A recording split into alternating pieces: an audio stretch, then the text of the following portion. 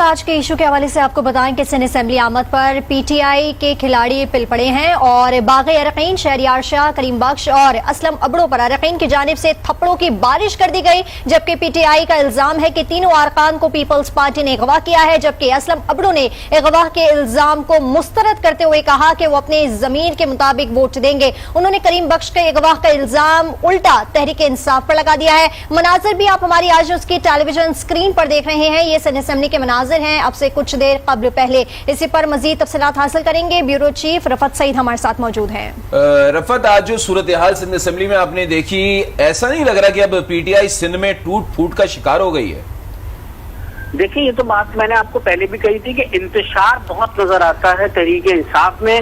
ایک تو قیادت کا فقدان ہے، کئی لوگ جو ہے وہ لیڈر ہونے کے دعوے دار بھی تھے جماعت میں، اور اب اس کا عملی مظاہرہ اب دیکھنے میں آ رہا ہے جب اراکین اسمبلی کو یکجا کر کے رکھنا تھا۔ اب آپ یہ مناظر دیکھ سکتے ہو کس طریقے سے اس کو اسلم ابڑو کو اٹھا کر یہاں سے لے کے گئے ہیں، یہ اس گاڑی میں بٹھاتے ہوئے مناظر آپ دیکھ ہی رہے ہوں گے۔ تو نظر آ رہا ہے کہ پی ٹی آئی بہت ہٹ درمی پر تلی ہوئی ہے۔ میرے خیال میں معاملہ افہام و تفہیم سے ہو جاتا اگر انہوں نے کوئی ایسی بات کی تھی کہ ضمیر کے مطابق ہم ووٹ دیں گے، وہ دیکھ لیتے ہیں کل کیا ہوتا ہے۔ لیکن یہ اس طرح سے اسمبلی میں مار پیٹ، گالی گفتار، انتشار، اس سے جو ہے بہت بے توقیری ہوئی ہے پارلیمنٹ کی، اور جو مناظر لوگوں نے دیکھے ہیں اس سے پہلے یہ مناظر کبھی اسمبلی میں دیکھنے میں نہیں آئے ہیں۔ بالکل رفعت صاحب، تو یہ بتائیے گا کہ کریم بخش گبول کو خرم شیر زمان کہاں لے گئے ہوں گے، کیا سمجھتے ہیں آپ؟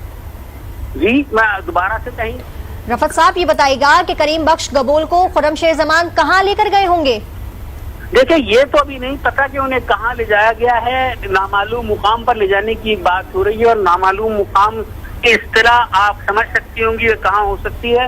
لیکن اس کے ساتھ ساتھ جو ہے اب یہ دیکھنا یہ ہے کہ بقیہ دو اراکین جو ہیں جو وہاں موجود ہیں ان کو کہاں لے جایا جاتا ہے، وہ کیسے جاتے ہیں، تو ایک عجیب سی صورتحال پیدا ہو گئی۔ اور ایک بات اور بتاتا چلوں کہ یہ میں نے جیسے ابھی پہلے ایک بات کہی تھی کہ ایسے مناظر ہیں افسوسناک، یہ ماضی میں بھی ایک مرتبہ دیکھنے میں آ چکے ہیں، جب نادر مکی کے گارڈوں نے اندر داخل ہو کر زد و کوب کیا تھا، مارا تھا ایک جماعت کے اراکین کو اور تشدد کا نشانہ بنایا تھا، تو وہ پہلی مرتبہ ہوا تھا، یہ دوسری مرتبہ ویسے ہی مناظر نظر آ رہے ہیں۔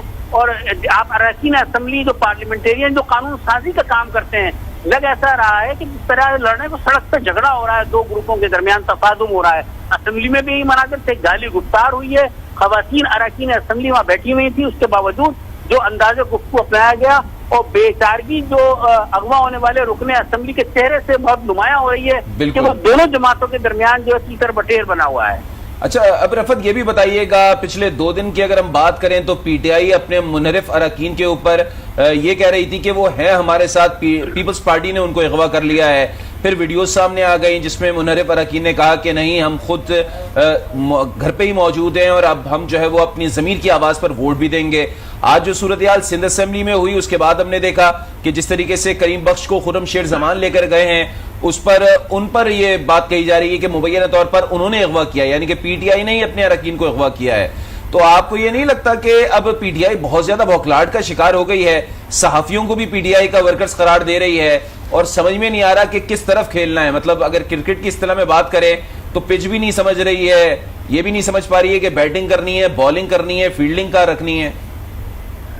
دیکھیں، اس کا ایک واضح بڑا جواب یہ ہے کہ میرا خیال ہے پی ٹی آئی کو پچ سمجھ میں نہیں آ رہی ہے کہ یہ پچ کس طرح کی ہے، بالنگ کے لیے بہتر ہے یا بیٹنگ کے لیے بہتر ہے، تو وہ سمجھ نہیں پائے کہ یہ کس طرح کی پچ ہے۔ لیکن چونکہ پرانے کھلاڑی پیپلز پارٹی میں موجود ہیں، انہوں نے پچ جس طرح کی تیار کی تھی اسی طرح کا میچ کھیلنے کے لیے یہ آمادہ ہو گئے اور یہ مناظر جو ہے آپ کے سامنے آ گئے۔ دیکھیں، پی ٹی آئی کو اندیشہ پہلے سے تھا، یہ منحرف ارکان تو کل سامنے آئے ہیں، انہوں نے ایک ہوٹل کے اندر تمام اراکین اسمبلی کو رکھا تھا لے جا کر، لیکن اس کے بعد وہاں کچھ لوگوں نے اعتراضات کیے اور یقین دہانی کرائی، جس کے بعد جو ہے یہ ان لوگوں کو جانے کی اجازت دے دی گئی اور پھر یہ بآسانی یہاں پر آ گئے۔ لیکن چونکہ لیڈر 3 طرح کے لیڈر موجود ہیں، ہر جس طرح پچھلے دنوں فردوس شمیم نقوی کو ہٹایا کہ ان کو حلیم عادل شیخ کو بنایا گیا قائد حزب اختلاف، اور جس طرح اور دیگر 3 خرم شیر زمان ہے وہ بھی کہتے ہیں کہ وہ بھی سارے گروپ کو وہ کنٹرول کرتے ہیں، تو 3 طرح کی قیادت ہے जिसकी वजह से शिराजा सही। बिखरता हुआ नजर आ रहा है। बिल्कुल फिर शिराजा सियासत बिखरता में हुआ इनकी नजर वो- आ रहा है। रफत, आप हमारे साथ मौजूद रहिए। Senior anchor person Shaukat Paracha भी हमारे साथ मौजूद है, उनसे भी जरा बात कर लेते हैं। शौकत, ये जो आज सिंध असेंबली में हुआ है कैसा नजर आ रहा है? कुछ यही सूरत हाल कहीं कौमी असेंबली में तो दिखाई नहीं देगी। सेनेट इलेक्शन इतने हवासों पर सवार हो गए पीटीआई के। देखिए, ये सिर्फ सेनेट इलेक्शन का मामला नहीं है, माहौल बना हुआ है मुल्क में इस तरह का, और ये मनाजर तो खैर असेंबली, कौमी असेंबली में हमें एक दिन नजर आए थे। आपको याद है सीनियर पार्लियामेंटेरियन सैयद नवीद कमर के साथ जो कुछ किया गया था वो अभी तक मुझे तो नहीं भूला। लेकिन ये सिंध असेंबली का वाकया ये इसलिए ज्यादा पर्टिकुलर है कि वहाँ पार्टी अपनी मसाइल का शिकार है। पार्टी के अंदर मसाइल इतने बढ़ गए हैं और उसकी बुनियादी वजह बनी फैसल वाडा और सैफुल्लाह अबड़ो को टिकट देने से। आपको याद है पीटीआई ने खुद एतराजात किए कि फैसल वाडा को हम क्यों टिकट क्यों सपोर्ट करें। फैसल अबड़ो तो उन्होंने कहा ये पीटीआई के हैं ही नहीं, ये तो बाहर से नाजिल किए गए हैं। फिर इमरान खान ने यहाँ पर पार्टी के साथ मुलाकात की, तर्जमानों का इजलास हुआ, कैबिनेट का इजलास हुआ, उसमें खुद वजीर आज़म इमरान खान जो पार्टी चेयरमैन भी हैं उन्होंने कहा जी कि मैं फैसल वाडा पर एतमाद करता हूं। तो जो बिगाड़ है वो पीटीआई के अंदर है वहां पर। फिर उससे बढ़ के जो 35 करोड़ की बात की गई, पहले हमने 2018 के इलेक्शन में 35 पंक्चर की बात सुनी थी, अब 35 करोड़ की बात सुनी। तो ये 35 का फिगर भी हमारा पीछा कर रहा है। जब भी इलेक्शन होता है पता नहीं ये 35 का फिगर क्यों स्टैंडर्ड बन चुका है। लियाकत जतोई वाला मामला है तो पीटीआई वाले अपना घर संभालें, लेकिन ये पंजाब में भी हो चुका है। आपको याद है पंजाब में जो 5-7 लोटे बने हुए हैं नून लीग वाले, तो एक दिन एक लोटे के साथ पंजाब असेंबली में नून लीग वालों ने भी यही कुछ किया था।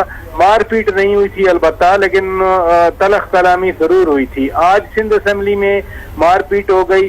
फिर अगर आरटीएस सिस्टम फेल होते रहेंगे और इस तरह के लोग आएंगे जिनकी पॉलिटिकल बेस नहीं होगी, तो फिर सियासी निजाम में यही कुछ होगा जो सीन हम कौमी असेंबली में देखते हैं, जो सूबाई असेंबली में देखे जा रहे हैं। नहीं होना चाहिए था, लेकिन जो बुनियादी वजूहात मैंने बताई हैं वो इस तरह के ही सीन क्रिएट करेंगे। ठीक है, बहुत शुक्रिया शौकत पराचा आपका भी, और उससे पहले रफत सईद हमसे गुफ्तगू कर रहे थे, उनका भी बहुत शुक्रिया। और जैसे कि दोनों का यही कहना था कि ये जो सूरत हाल आज सिंध असेंबली में डेवलप हुई है होनी चाहिए, इससे यकीनन जो है वो जमहूरियत को ही नुकसान पहुंचता है, और पीपल्स पार्टी को भी जो है वो अपने अरकान को समझाना चाहिए। और जैसे कि कल सेनेट इंतखाबात होने हैं, कौमी असेंबली में भी जो है वो वोट कास्टिंग होगी, सिंध असेंबली में भी होगी, केपीके में भी होगी, बलूचिस्तान असेंबली में भी होगी। तो उम्मीद यही रखी जानी चाहिए कि इस तरीके के नाखुशगवार वाक़यात कल पेश नहीं आए।